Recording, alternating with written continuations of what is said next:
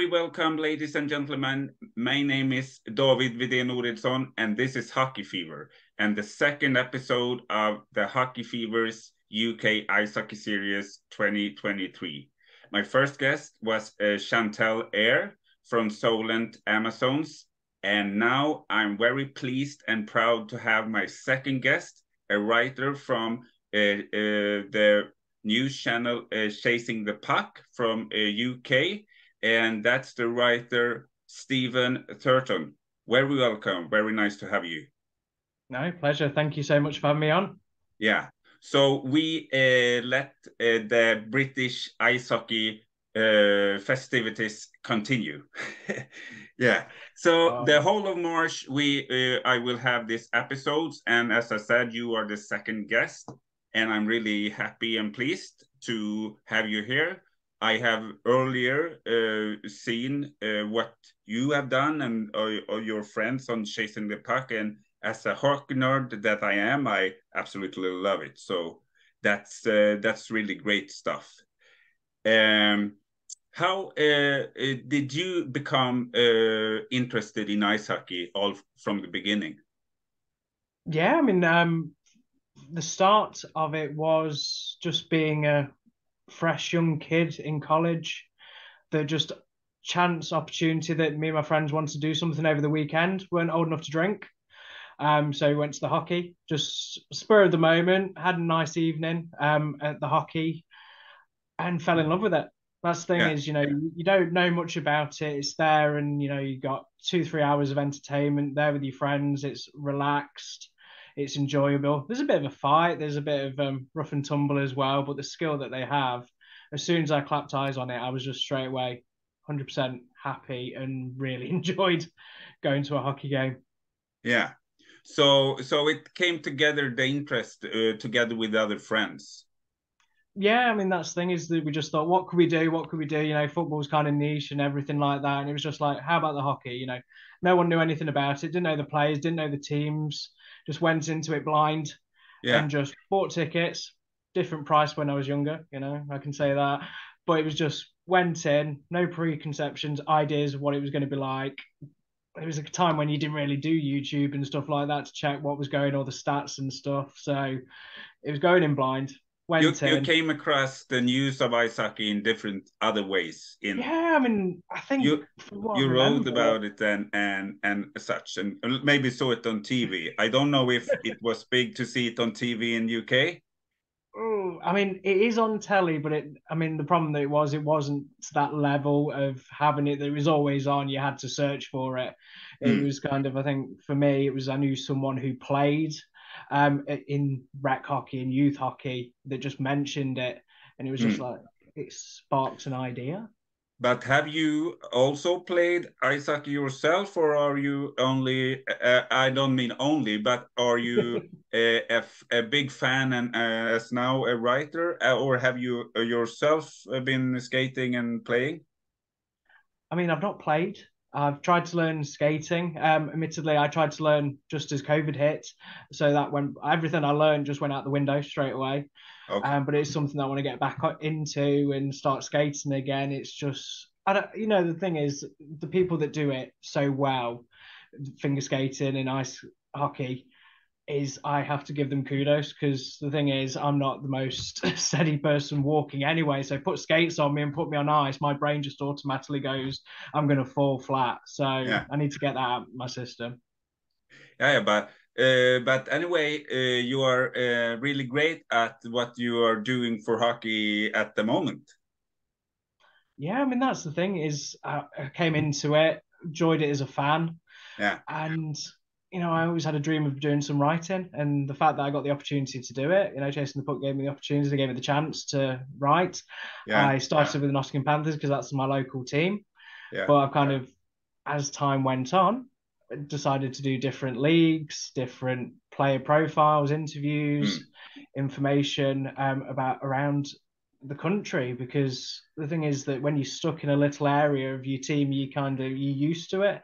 But to get out of that comfort zone and see the different teams and the different levels of what people play at and the development. And of course, you know, memes really well. I mean, going on Twitter and stuff like that and looking at the brighter side and the lighter side of hockey as well is something that I think you need to do, because it's very competitive and everyone is very fan driven and results driven. So it's nice to actually have a bit of a play and a bit of fun as well with that, with what people absolutely. I perceive. think that's a thing that many forget in many things in our lives, to focus on the actual easy parts, that I only have to be pleased and happy with what you do. No, that's definitely. I mean, that's the thing. When you do something like that, there's only going to be one winner in each of the competitions, Yeah. but everyone's vying for that opportunity. But it's about having fun and having a laugh. That's probably the thing that I've learned from the other sports that I've been interacting with in my younger years to hockey, is that you can have a laugh with people that you've never met before, and you can have a good time and share your stories. And to have that, yeah, is really good. I totally agree. I totally agree. So mentioning that, now it started with your interest, and now in this very time you are a writer, as I said in the beginning, for Chasing the Puck. How was it that you came across coming in contact with them, so to say? I mean, that was the thing. They were asking for writers online, and just asked the question, and they were very kind to say, well, bring something to the fore and just write something that you're passionate about, and we'll see. And from there, it was a article that, had mistakes. It was kind of written in such a way that it was just very like, I'm really passionate, really love hockey, da da da da da. But they enjoyed it, and they were very kind enough to say, we haven't really got anyone that does the Panther side of things. Would you like to do it? So did that for a while, and I was very lucky that I got to know one of the head coaches at the Panthers at the time, Tim Wallace, who is head coach at Milton Keynes Lightning in the National Ice Hockey League, former Pittsburgh Penguin as well from the NHL, who said he would sit down with me and have an interview. And that's where it kind of just blew up in the sense, because I spoke to the head coach, he agreed the interview, and then one by one, that particular roster were just like, well, the head coach has done it, should be okay. And then I just started interviewing the team, the entire team. I mean, it only stopped because the season got curtailed back in 2020, but I almost finished the entire team's worth of interviews. And that passion of actually hearing the stories about behind the players kind of opened my eyes, because you're only used to winning, losing, and bits and pieces with that. That sounds absolutely fantastic. And I think, as you were mentioning before about hockey, that the sport by itself, it's like when you come and see a game, you can stand there, as you said, enjoying with the person that you never have met. And I think many would be surprised how open and welcoming all of the people around the hockey club and our organization are, to actually show the hard work and dedication they do for each and every club, in my opinion, at least.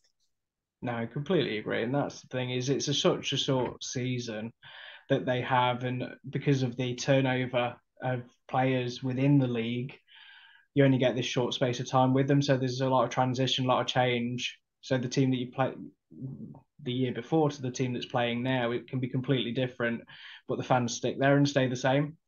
Good and bad, they're always there. And the mentality is that, if you support a team, they're the enemy, that you can't speak to them.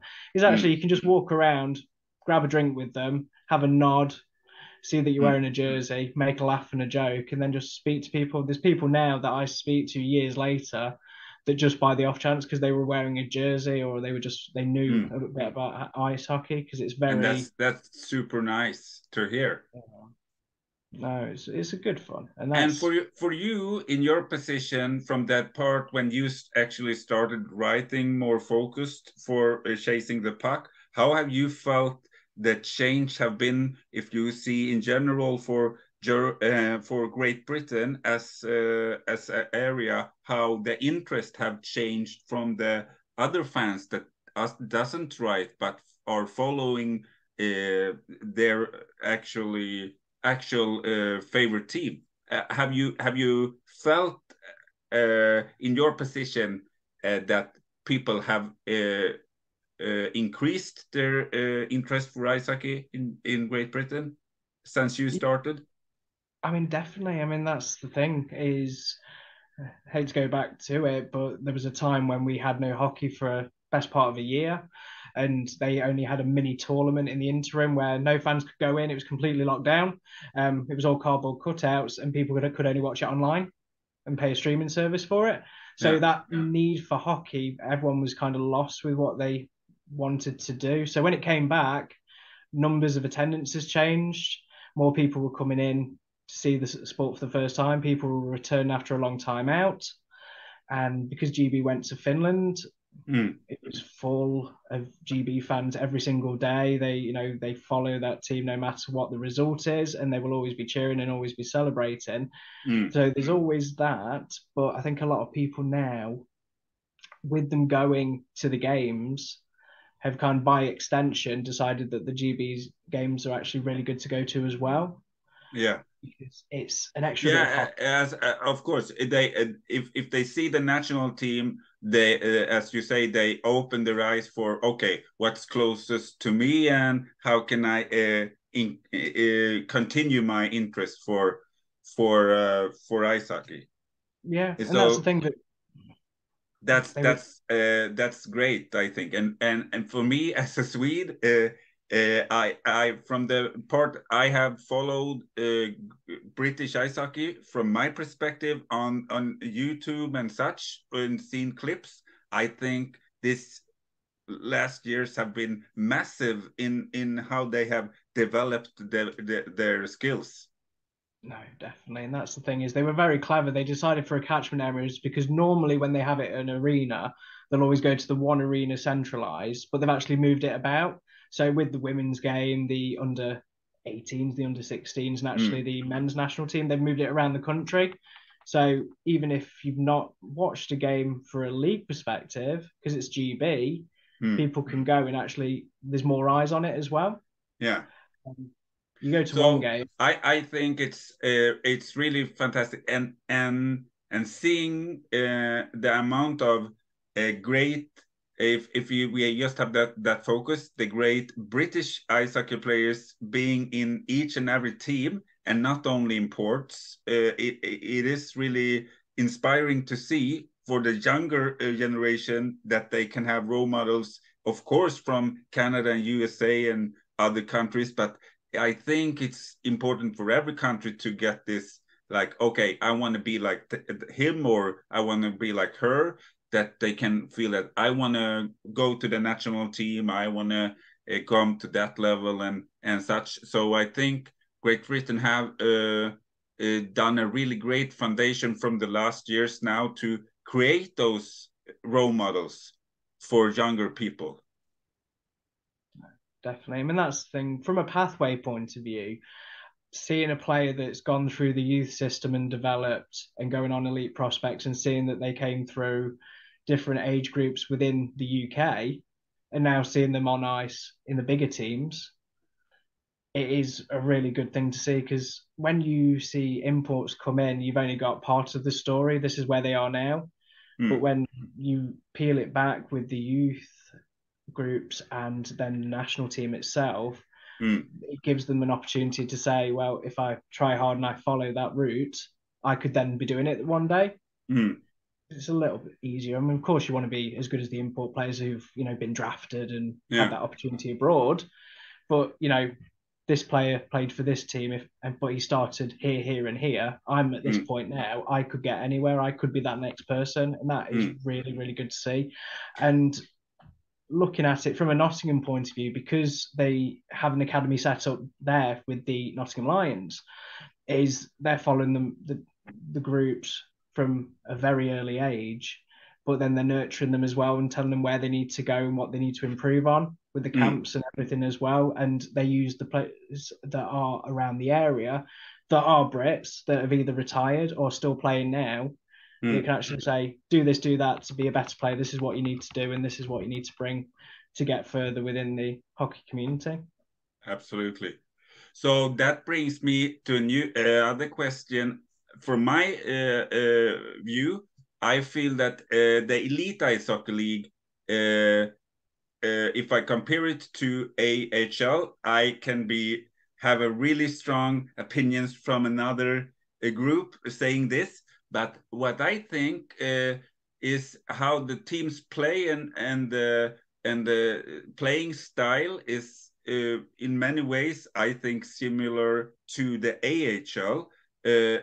And then I like the AHL. And if you put aside that some of the teams maybe don't have the pace, if we stop focusing on that, and we see the dedication that I think every team in the Elite Ice Hockey League have to go out and play, and maybe don't have the all focus 60 minutes to win that game, but at least they have the dedication, and I think the atmosphere that are created from what I see is very similar to some of the real great teams from the AHL. Can you see that similarity between those leagues? Yeah, I mean, that's the thing, really, with the players that get brought in, a lot of them have had that experience as well. That's where they've made their name in the NHL, well, the AHL, sorry. Oh. Is that they've developed the coaching that's got there, the mentalities and everything is been brought in the nicest way with the Elite League in the style. It has got that Americanized feel in the Canada as well, and it's just the way that they've been developed. The British players are learning a lot from that type of game as well, bringing it in. Yes, the pace is there. There's still fighting in places. It's a tough game, of course, but it's a high scoring game. It's very rare to go to a game where there isn't some sort of entertainment to watch. That, you've got good goalies, they're being challenged. There's a lot of shots on goals, the line change and everything like that, the strategies. Yeah. If you watch one and the same, the jerseys are just changing colour and the names are changing, as opposed to actually being a different breed and level of hockey. And that brings me to the next question, because the last time British ice hockey player was getting drafted in the NHL draft were Liam Kirk, now playing in the SM Liga in Finland for Jokerit. I think I pronounced it right. And he have done it really great. And before that, he played for the Atlanta Gladiators and some games as well for the Roadrunners, the AHL team for Arizona Coyotes.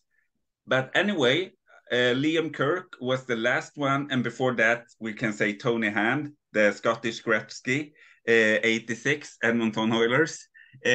But who do you think, if you look from the young players that GB have now, could be the next great player from Great Britain to get drafted in an NHL draft? I mean, that's the thing, is when you look at the level that we've got very young players that are very raw and very talented. And when you think about it, the potential there to move, even if it's not in America and to go to Europe, they've got that. I mean, like, Harewood is a great example of that. He's on a two-way. He's fast. He plays hard. He knows where the net is. Jack Hopkins, Nottingham, two-way with MK. Archie Hazeldine.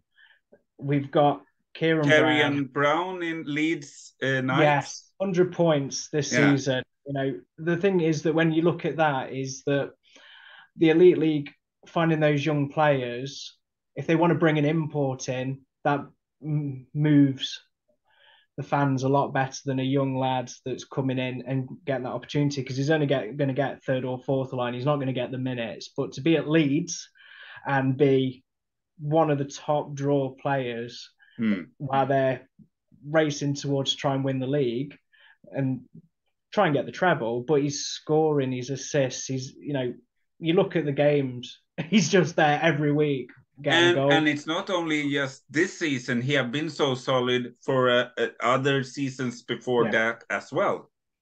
Yeah, and that's the thing, is they're getting the game time, and that's the thing that they have to look at is they're only going to develop in game situations.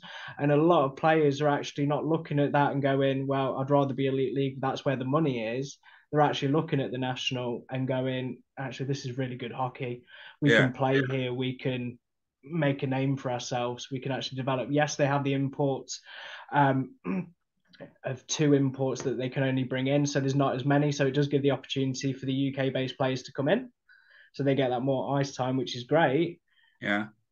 It's the perceivement of it is not to go, well, it's not the top tier league, so I don't go there. It's kind of like, well, I'm going to apply my trade there and I'm going to make a name for myself, because even if elite league doesn't come calling for players like that, you know, Shudra, Brown, Haywood, there's a lot of them, Chamberlain, there's a lot of names within UK hockey community. And as you say, you can really understand them that they actually want to play for the other teams that are not competing in the Elite Ice Hockey League, the National Ice Hockey.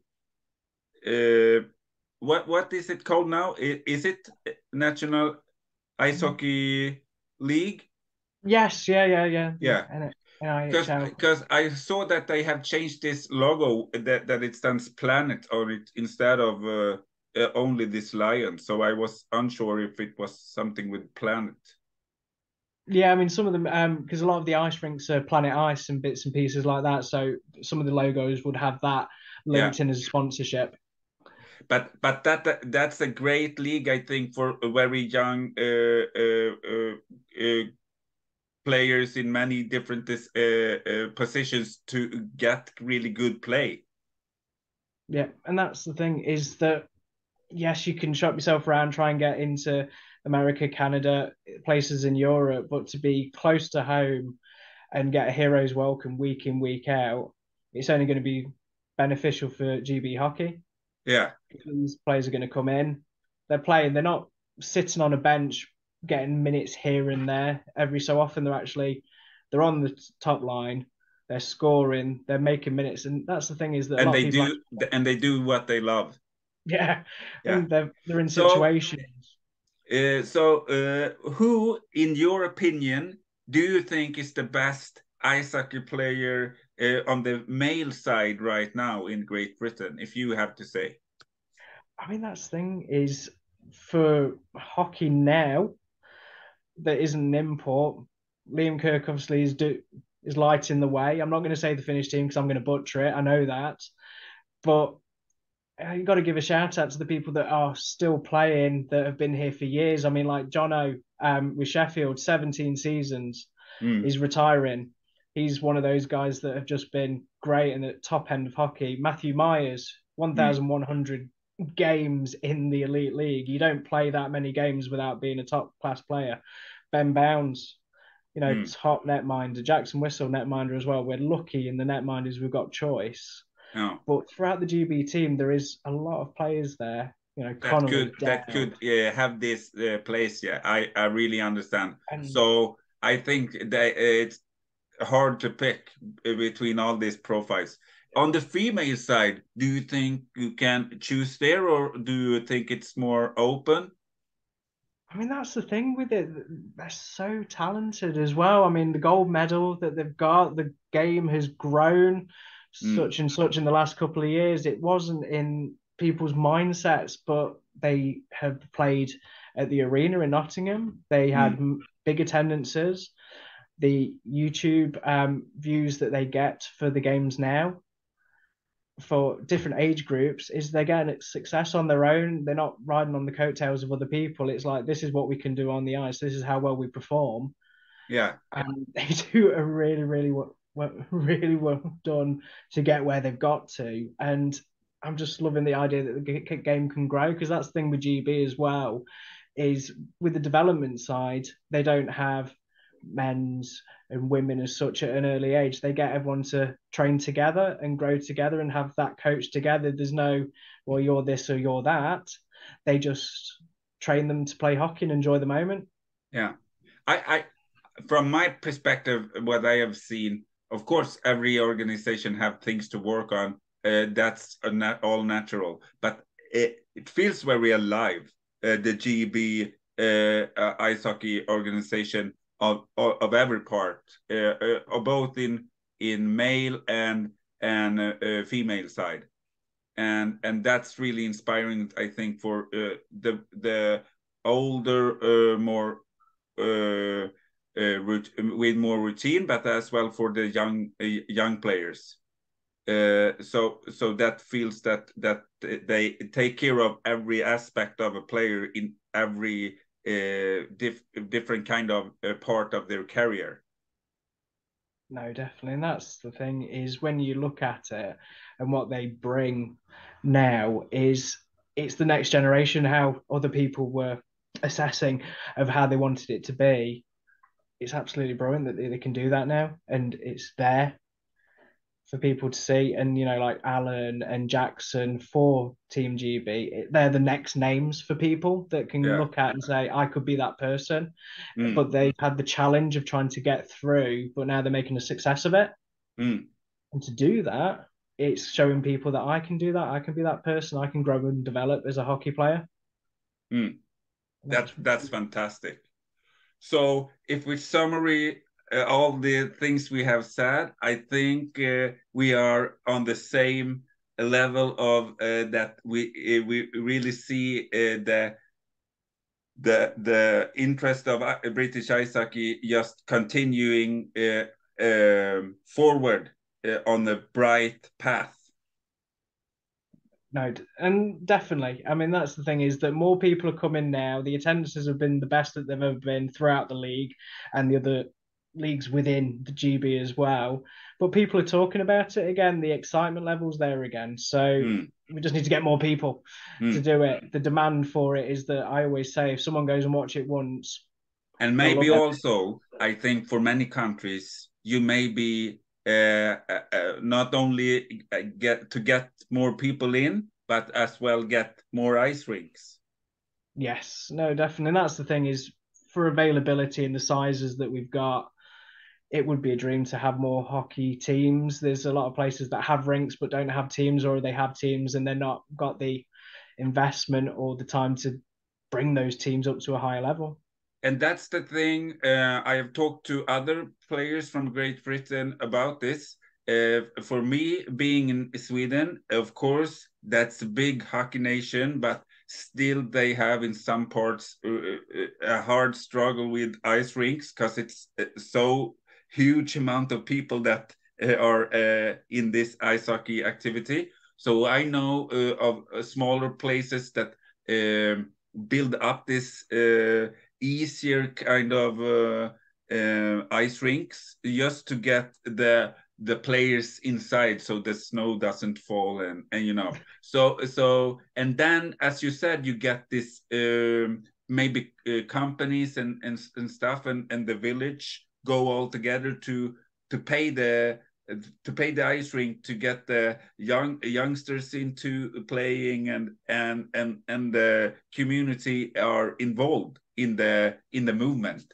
So that it's so many different kind of choices to how you can build an ice rink. So I think when people think of how they should do, I think they always think of the most advanced way.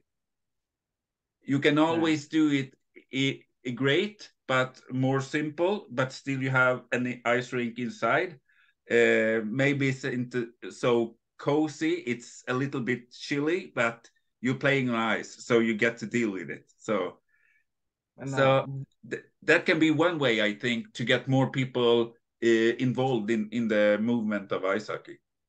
No, definitely. And that's the thing, is that with the UK, there's plains of grass because everyone plays football. So that availability is just like, I can walk and go onto a park and play football just like that. But for hockey, it's getting the time, getting the money, getting the finances to get that time for the kids to be on the ice. But because so many people want it at any given time, the cost of it, the valuable time that they need to get, they don't get it as often as they should. And that's probably the thing, is that it's not really community based, it's all corporation based, that it's part of a multi-purpose. I mean, looking at Nottingham, for example, in Sheffield, they've got the ice there, but they use it as a concert area, but then they've got the training ice, but then everyone's fighting to get onto that training ice.